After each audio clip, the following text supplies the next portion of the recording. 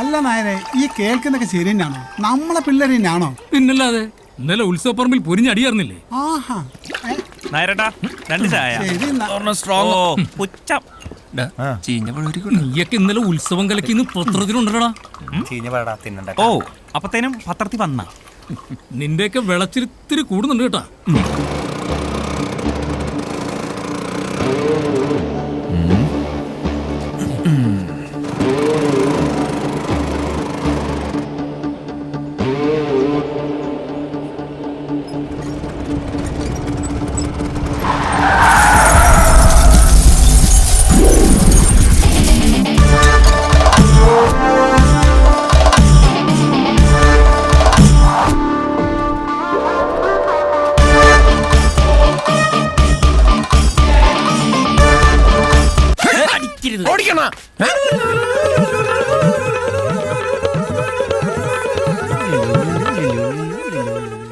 Mister ബജരംഗൻ, ഈ മിന്നുന്ന bulb ഒരാഴ്ച കൂടുമ്പോഴാണ് കത്തുന്നത്. നമുക്കറിയാൻ പാടാത്തോണ്ട് ചോദിച്ചതാ. ഇന്നലെ മിന്നീതാ, പിന്നെ ഇതുവരെ കത്തിയിട്ടില്ല. നീയൊക്കെ ഊരിയതേ ബൾബിന്റെ ഫ്യൂസ് അല്ല, ഞങ്ങളുടെ അണ്ണന്റെ ഫ്യൂസാ. പോരെണ്ണ എടാ വിനയ, നീയൊക്കെ ഞങ്ങളെ തല്ലിയത് പോട്ടെ നോക്കാം. പക്ഷെ എന്തിനാണ് ഒന്നും അറിയാത്ത ഈ പാവത്തിനെ തല്ലിയത്? കാരണമില്ലാതെ ഒരു തെണ്ടികളെയും ഞങ്ങൾ തല്ലാറില്ല. ഇവന്റെ ഫിലിമെന്റിന്റെ നില ഒരല്പം കൂടുതലായിരുന്നു, അതാ തല്ലിയത്. എടാ ഫിലമെന്റ്, ഒരു കാരണവുമില്ലാതെ ഇവന്മാരാരെയും തലത്തില്ലെന്ന്. നീ അടുത്ത ബസ് പിടിച്ച് സ്ഥലം വിട്ടോ. അതാ നല്ലത്. ഞാനൊന്നും പോവില്ല. പൊട്ടി ബൾബിന്റെ കാശിൽ അത് മോലാളി കട കയറ്റില്ല. മാത്രല്ല, അത് സാധാരണ ബൾബൊന്നല്ല, ഇല്യൂമിനേഷൻ ബൾബാണ്. ഇപ്പൊ ശരിക്കും ഫ്യൂസായ അണ്ണ. എന്റെ പൊന്ന് നായരട്ടോ, നമ്മുടെ 60 വാട്സിന്റെ ബൾബ് ഒരു 10 തവണ മിന്നിയും കിടയും ചെയ്ത് അടിച്ചു പോകത്തില്ലേ? അടിച്ചു പോകത്തില്ലേ? ഇതുവരെയുള്ള നായരട്ടം പറ. പിന്നെ പോവും പോവും. അതാണ് നീയൊക്കെ തന്നെയാണോ ചെയ്തത്?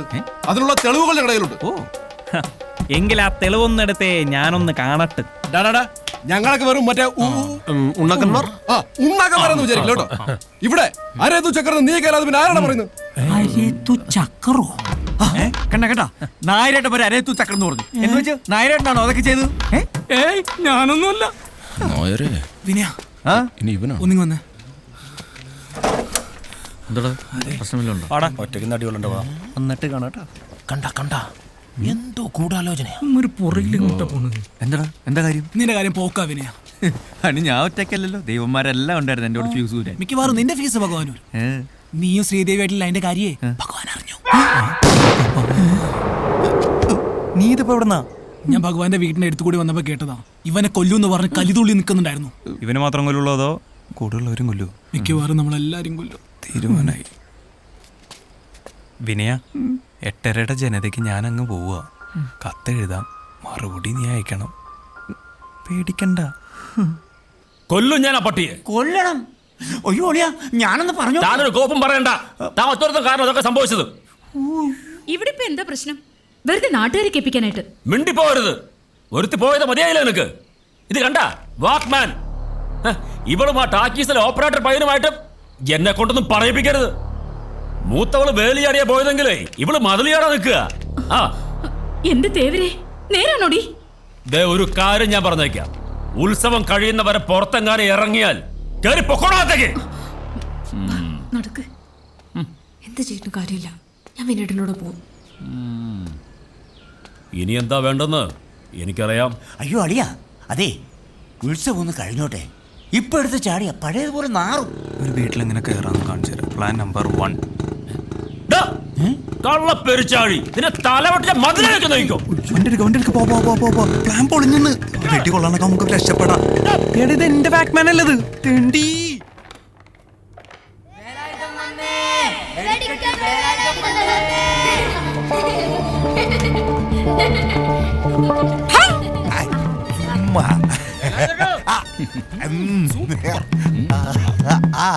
എന്താ ഏട്ടാ അവിടെ പ്രശ്നം? ഒരു കമ്പിത്തിരി എടുക്കട്ടെ? നിന്റെ വീട്ടിൽ പോയി കൊടുക്കടാ. ഇതാ പ്രശ്നം, ഈ നാടേ ശരിയല്ല. പോട്ടെ മക്കളെ.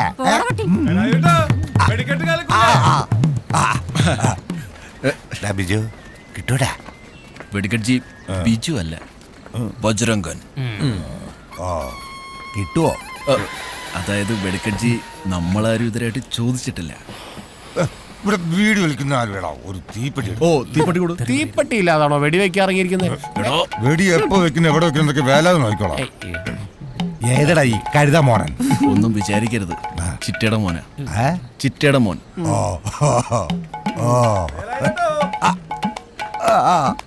വല്ല കാര്യമുണ്ടോ? അണ്ണാ എന്റെ ബൾബും കാശും. ഏയ് ഡാർക്ക് മാൻ, നീ വെറുതെ വേലായുധനെ കൊണ്ട് പിച്ചാത്തി എടുപ്പിക്കല്ലേ. അണ്ണനെന്ത് ഇത്ര മുക്കുന്നു?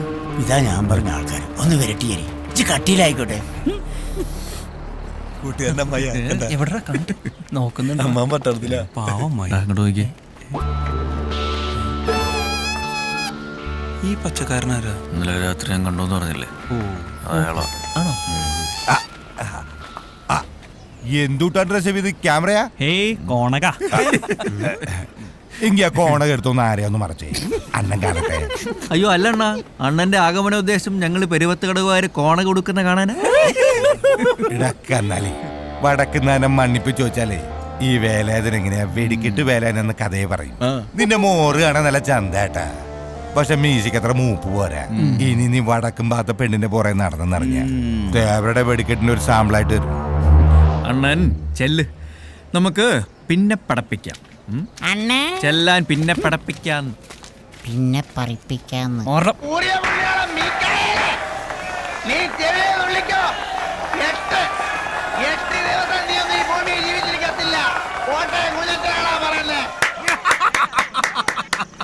എന്താ ഒരു തീപ്പൊരിയ രോമാഞ്ചം കണ്ടൊരു രോമാഞ്ചം.